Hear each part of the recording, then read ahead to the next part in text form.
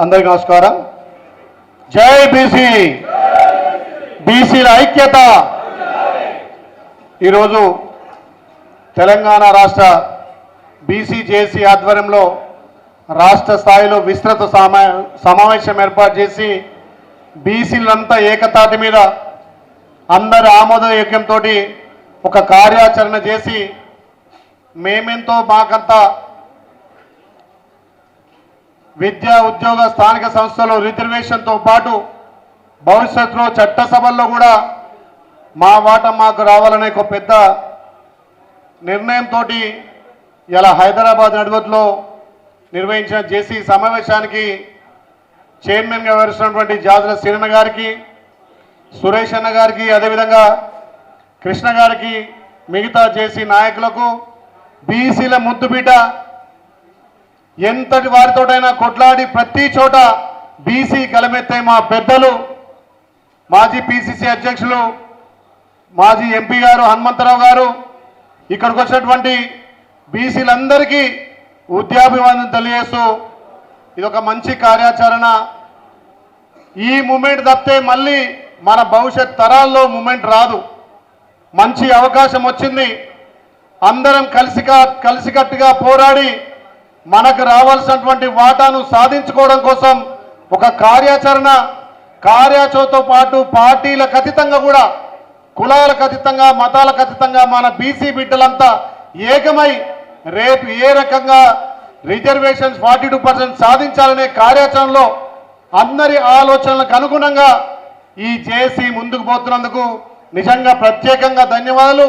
ఇదొక శుభ సూచికగా అన్ని పార్టీలు కలిసి, మనలో ఉన్నటువంటి సబ్బండ వర్గాలందరూ కలిసి ఒక తాటి మీద మనం ముందుకు పోతే తప్పకుండా మనకు చట్టసభల్లో, స్థానిక సంస్థల్లో, విద్యా ఉద్యోగాల్లో తప్పకుండా సాధిస్తామనే నమ్మకం ఉంది. దానికి తోడుగా అన్ని పార్టీలను ఇందులో సమన్వయం చేసుకొని, అన్ని కుల సంఘాలను సమన్వయం చేసుకొని మనకు ముందుకు పోతే తప్ప మనం ఒక కులాన్ని విమర్శించి, ఒక పార్టీను విమర్శించి మన జేసీని పలసపరుచుకోవద్దు. ఇవాళ పార్టీలకు అతీతంగా కూడా పెద్దలు వెళ్ళాక ఈటల రాజేందర్ కానీ, శ్రీనివాస్ గౌడ్ కానీ, కాంగ్రెస్ పార్టీ నుంచి పెద్దలు మేము కానీ, ఇంకా మిగతా పార్టీ అందరూ కూడా బీసీలమైనప్పుడు జెండాలను పక్కన పెట్టి ఎజెండాలను ముందుకు తీసుకుపోయినప్పుడే మనకు రాజ్యాధికారం వస్తుంది. లేకపోతే ఇంకో పార్టీనో ఇంకో కులాన్ని తిడితే నేను హీరోనైతంటే ఎప్పుడు కూడా హీరోజం పనిచేయదు.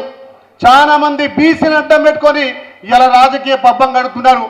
మీరు చూస్తున్నారు, వాళ్ళు ఎంతసేపటికి టీవీల వరకే, మీడియా వరకే పరిమితం తప్ప ఈ తెలంగాణలో 56% బీసీలను ఎవరైతే ముందుకు నడిపి కులాలకు అతీతంగా, పార్టీలకు అతీతంగా వ్యక్తి ప్రయోజనం కాదు బీసీల ప్రయోజనం ముఖ్యమని చెప్పి ముందుకు నడిచినప్పుడే ఈ బీసీ ఉద్యమం ముందుకు పోతుంది. కాంగ్రెస్ పార్టీ చిత్తశుద్ధితో ఉండి ఈ రాష్ట్ర ముఖ్యమంత్రి ఒక రెడ్డి బిడ్డ అయినా గత 70-80 సంవత్సరాల నుంచి జరిగినటువంటి కులగణలో ఇవాళ మన దామాషా ప్రకారం మనం 56% బీసీల ముందు చెప్పడానికి ఒక కులగణన జరిగింది. కాబట్టి పారదర్శకంగా డెడికేట్ చేసి ఇవాళ 150 ఇండ్లకు క్లస్టర్ వేసి 1,00,000 మంది ప్రభుత్వ ఉద్యోగులతోటి ఇవాళ కులగణన చేస్తే కులగణను తప్పుపడుతున్నాయి కొన్ని సంఘాలు. అరే 1931 తర్వాత మా వాటకింత మేము గింత ఉన్నామని చెప్పుకోదగ్గ విషయం ఇవాళ గౌరవ ముఖ్యమంత్రి రేవంత్ రెడ్డి గారు చేసిర్రు. ఇవాళ ఒక పార్టీకి అది వస్తుంది, ఒక పార్టీకి మైలేజ్ వస్తుంది, ఆ పార్టీకి మనం సపోర్ట్ చేద్దామని కాదు. మన బీసీల కోసం ఏ పార్టీ కొట్లాడినా ఆ పార్టీని మనం ముందు తీసుకుపోదాం. ఇలా బీసీల కోసం చట్టంలోకి కాంగ్రెస్ పార్టీ గౌరవ ముఖ్యమంత్రి రేవంత్ రెడ్డి గారు అసెంబ్లీలో చట్టం చేసి బిల్లు పాస్ చేసి దాన్ని 9 షెడ్యూల్లో పెట్టాలని చెప్పిండు. ఇంకా కాంగ్రెస్ పార్టీ ఏ రకంగా ముందుకు రావాలి, అవసరమైతే అఖిల పక్షాన్ని ఢిల్లీ తీసుకుపోయి ఢిల్లీలో కూడా రేపు పార్లమెంటు స్తంభించే విధంగా మా వంతు బాధ్యతగా మా గౌరవ ముఖ్యమంత్రి మా మంత్రులను ఒప్పించి మెప్పించి మేము కూడా ఉద్యమానికి ఉవ్వెత్తున పార్టీని పక్కన పెట్టైనా సరే బీసీల 42% రిజర్వేషన్ సాధించడానికి మేము ముందుకు వస్తాం.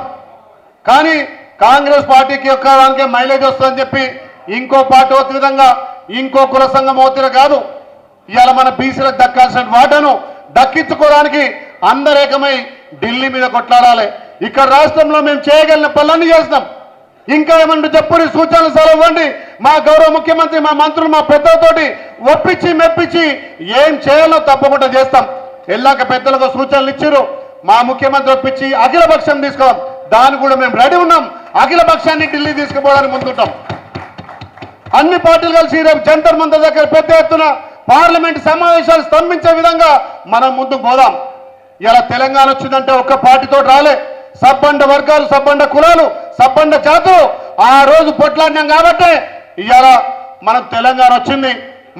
ఆ రోజు అన్ని పార్టీలు, కాంగ్రెస్ పార్టీ ఇక్కడ అధికారం నుండి అక్కడ ఆంధ్రాలో పార్టీ చచ్చిపోయినా సరే నా తెలంగాణ రావాలని చెప్పి అప్పుడు ప్రస్తుతం ప్రభుత్వం ఉన్నటువంటి ఎంపీలు ఇలా కేంద్రంతో కొట్లాడి, సొంత పార్టీ మీద కొట్లాడి ఇలా పార్లమెంట్ లో బిల్లు తేగలిగారు. మరి దానికి బీజేపీ సుష్మా స్వరాజ్ కూడా మద్దతు ఇచ్చింది. ఆ రోజు ఆ రకంగా అన్ని పార్టీలు కలిసి కొట్లాడినా కాబట్టి తెలంగాణ వచ్చింది.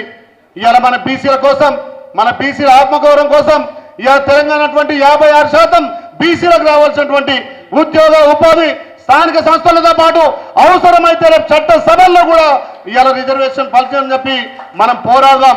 ఇవాళ మీరు ఆలోచన చేయండి. కాంగ్రెస్ పార్టీ ఒక పార్టీ అధ్యక్షునిగా పిసిసి మహేష్ కుమార్ గౌడ్ గారికి బాధ్యత ఇచ్చినాం. ఇలా మంత్రివర్గంలో నాకు అవకాశం వచ్చింది.